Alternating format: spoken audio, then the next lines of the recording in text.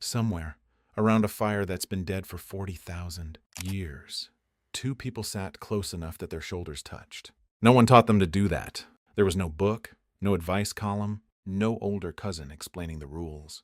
And yet somehow they leaned in anyway. We like to imagine our ancestors as purely practical creatures, pairing off the way you'd pick a hunting partner, strong enough to survive, useful enough to keep around.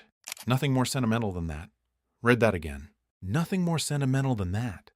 Except the evidence doesn't agree. Buried in bone, in ancient graves, in the oldest art humans ever made, there are signs of something that looks uncomfortably, unmistakably, like longing. So what if falling in love isn't a modern invention at all? What if it's one of the oldest things we do? Older than language, older than agriculture, maybe even older than fire itself? By the end of this, you'll understand that somewhere underneath every text you've ever reread, twice before sending, there's a much older, much quieter version of you doing exactly the same thing 40,000 years ago by a different kind of fire. We like to imagine our ancestors as purely practical creatures. Choose a partner strong enough to hunt, healthy enough to survive childbirth, useful enough to keep the fire going and the group fed.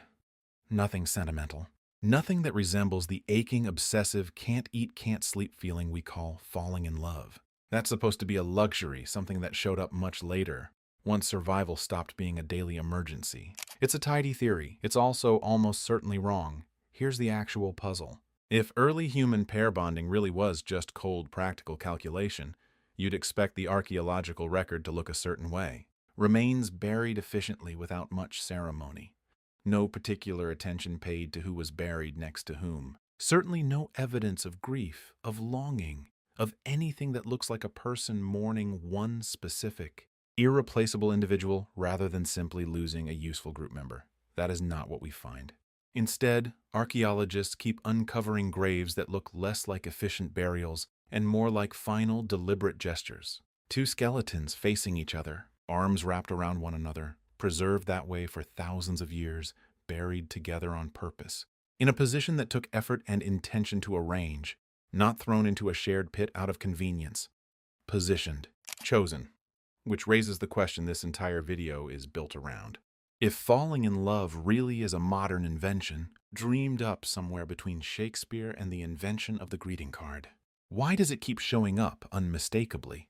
In the bones of people who died tens of thousands of years before either of those things existed? Let's look at what's actually been dug up, because the evidence is more specific and considerably more moving than most people expect. In Mantua, Italy, archaeologists uncovered a burial now known as the Lovers of Valdaro, two skeletons dating back roughly 6,000 years, positioned face to face, arms and legs interlocked in what looks unmistakably like an embrace.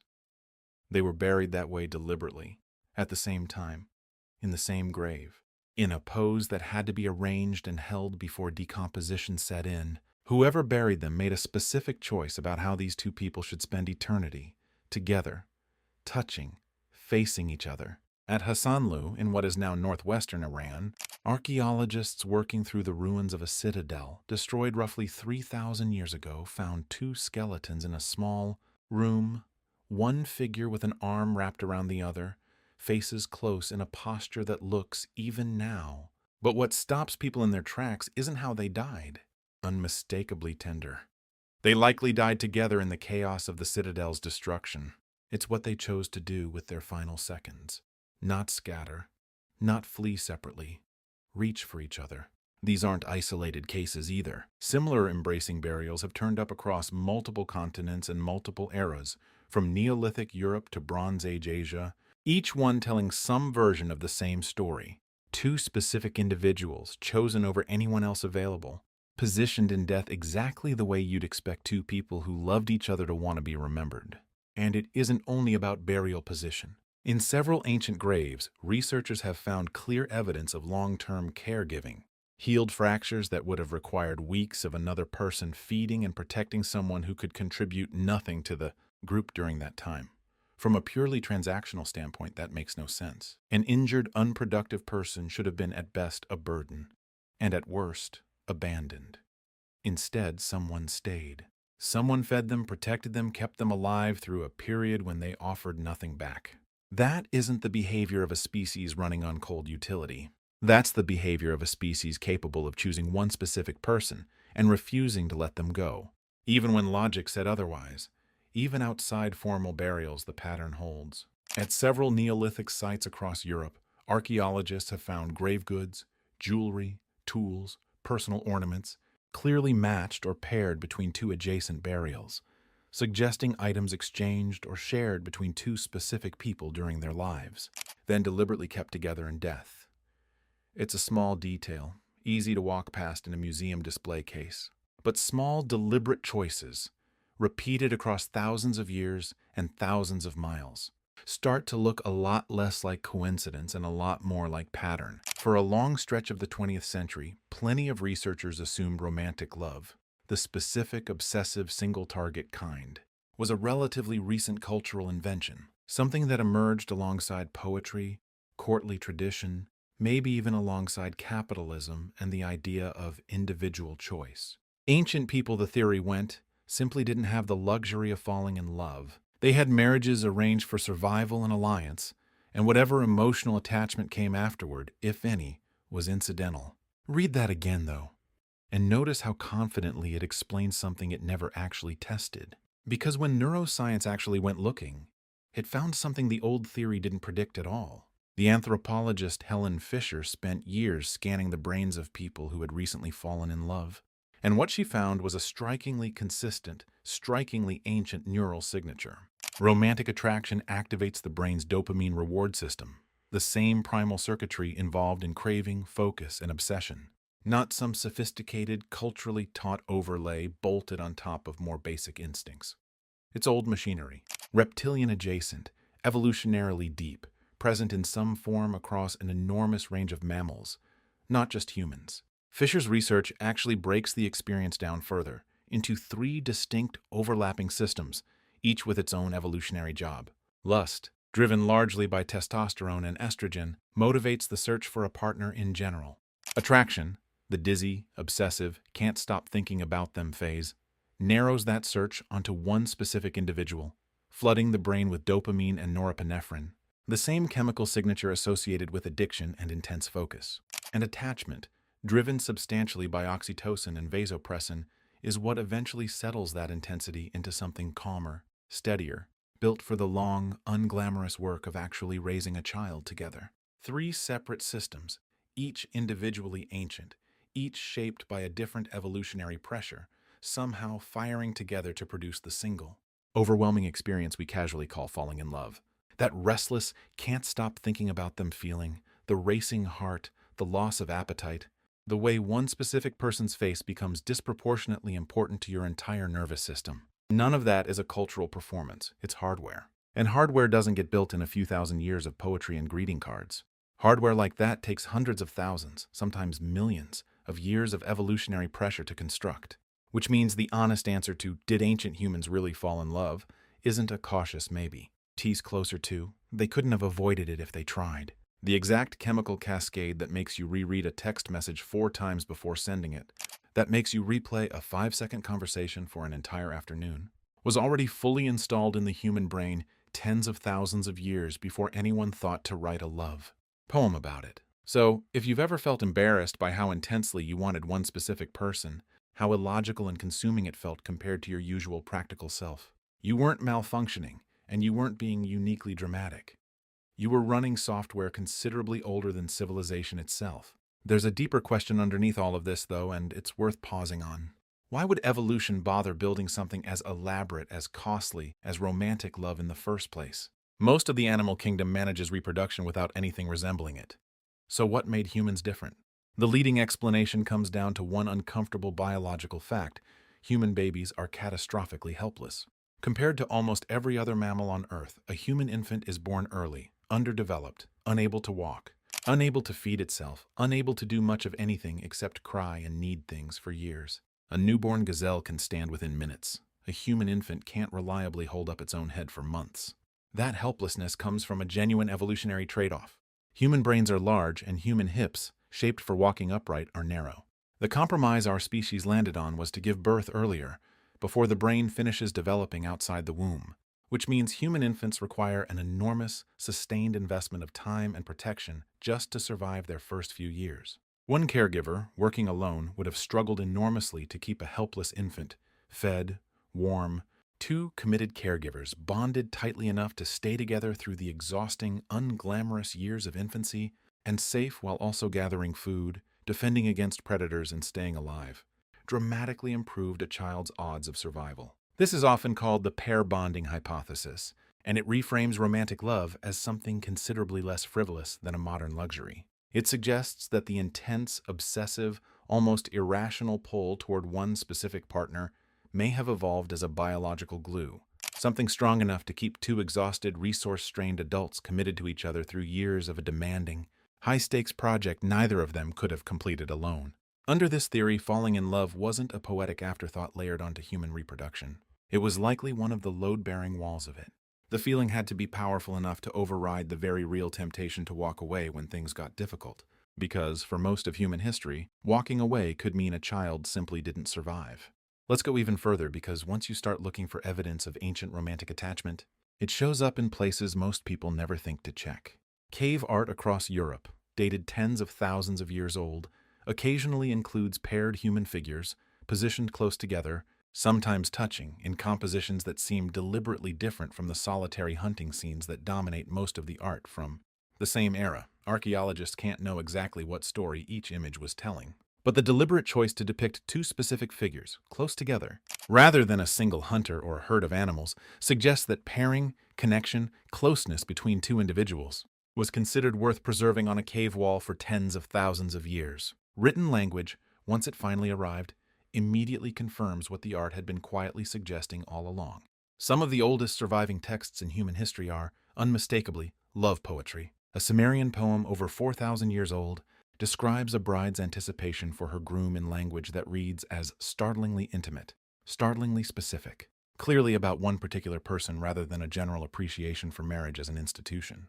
The Song of Songs, part of the Hebrew Bible and roughly 3,000 years old, striking modern readers for how little translation its emotional content actually needs. Ancient Egypt adds another layer to this pattern, is essentially wall-to-wall romantic and physical longing between two named lovers. Love poems from the New Kingdom period, roughly 3,300 years old, describe romantic longing with a specificity that feels startlingly familiar.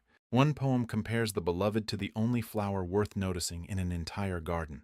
Another describes the physical ache of separation in language barely different from a modern breakup song. These weren't religious hymns or ceremonial texts. They were personal, informal, clearly written by and for people experiencing something they felt compelled to put into words. The Book of Songs, an ancient Chinese poetry collection compiled roughly 3,000 years ago. The pattern repeats itself on the other side of the world, entirely independently. Opens with verses about a young man's restless longing for a woman he's noticed but hasn't yet approached. His sleeplessness described in language that needs no historical footnote to be understood. Different continent, different language, different century, and yet the exact same restless ache described almost the same way. It's worth sitting with how strange that actually is. Two people on opposite ends of the ancient world who would never meet, never speak the same language, never read each other's poetry, ended up describing the exact same sleepless, distracted, helplessly fixated state. That's not cultural borrowing. That's just what a human brain does when it meets the right person, regardless of century or coastline. And this pattern isn't confined to literate, settled societies either. Anthropologists studying modern hunter-gatherer groups like the Hadza of Tanzania have documented evening gatherings involving music, dancing, and flirtation, occasions where individuals actively choose who to spend time with, rather than simply accepting whichever partner, logistics, or family arrangement assigned them. Courtship, in other words, wasn't invented by settled agricultural societies with time on their hands. It shows up in groups whose way of life most closely resembles how humans lived for the overwhelming majority of our history. Gift-giving shows the same deep pattern. Among the San peoples of the Kalahari, the practice of haxaro, exchanging small, personal, often handcrafted objects between specific individuals, the gift matters less for its practical value than for who gave it and to whom, has been documented for generations, strengthening bonds that go well beyond simple trade or utility. Strip away the wrapping paper in the modern retail industry built around Valentine's Day, and you're left with essentially the same instinct, a small object, chosen carefully, offered to one specific person as a physical stand-in for an emotional truth that's otherwise difficult to hand someone directly. None of this required a shared language, a shared religion, or any contact between the groups practicing it, which is precisely what makes it so convincing. When completely unconnected cultures, separated by oceans and thousands of years, independently arrive at strikingly similar rituals for the exact same purpose, it stops looking like invention and starts looking like biology, finding its way to the surface again and again, through whatever cultural material happened to be available. Even mate selection itself pushes back against the purely practical theory. If early humans were only optimizing for survival, you'd expect pairing to be almost interchangeable, whoever's healthy and available, matched with minimal preference. But evidence from both the archaeological and anthropological record suggests something messier and more selective. Individuals showing clear preference for specific partners, sometimes over more conventionally practical alternatives. Preference, in evolutionary terms, is expensive. It costs you options. Here's where it gets a little uncomfortable in a good way.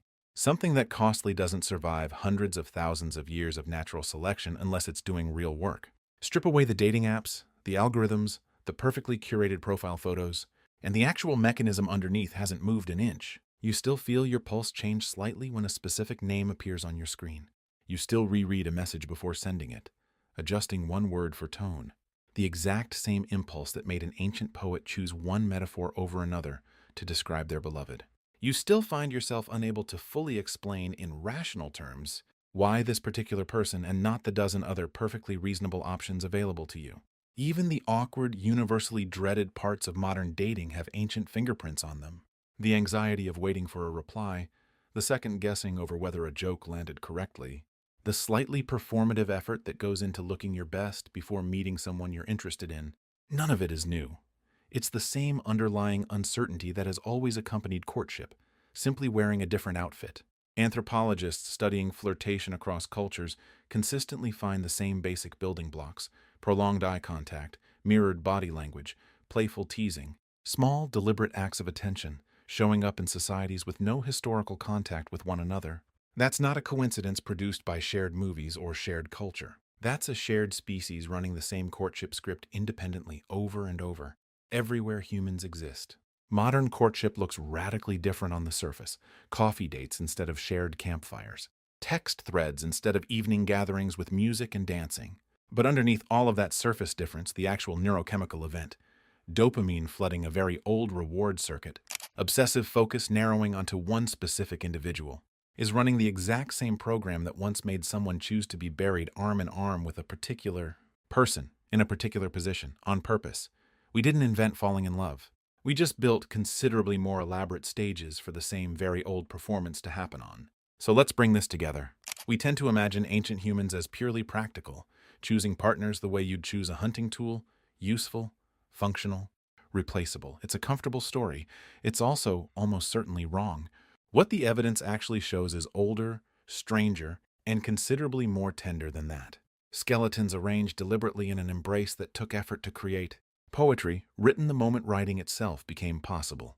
Healed injuries that only make sense if someone chose to care for a person who couldn't offer anything back. Immediately reaching for the language of longing rather than the language of logistics. That couple by the fire from the beginning, shoulders touching, no one teaching them to lean in. A neural circuit for obsessive, focused attraction that predates civilization by hundreds of thousands of years. They weren't improvising something new. They were running a program written long before either of them was born, one that would go on being copied generation after generation all the way down to you, rereading a text message at 11 at night, wondering if you're being ridiculous. You're not being ridiculous, you're being ancient. And maybe that's the actual takeaway worth sitting with. Every relationship that ever quietly changed the direction of someone's entire life, every version of two people choosing each other against the odds, wasn't a departure from human nature. It was human nature, doing exactly what it was built to do, tens of thousands of years running, without ever once needing an instruction manual. So the next time your heart does something inconvenient and illogical over one specific person, when everyone else on the applicable dating app seems perfectly fine and yet somehow isn't the one your entire nervous system has decided to fixate on, don't call it weakness and don't call it modern foolishness. Call it what it actually is: the oldest, most patient inheritance you own, passed down quietly, unbroken, from a fire that went out 40,000 years ago, straight into your chest tonight.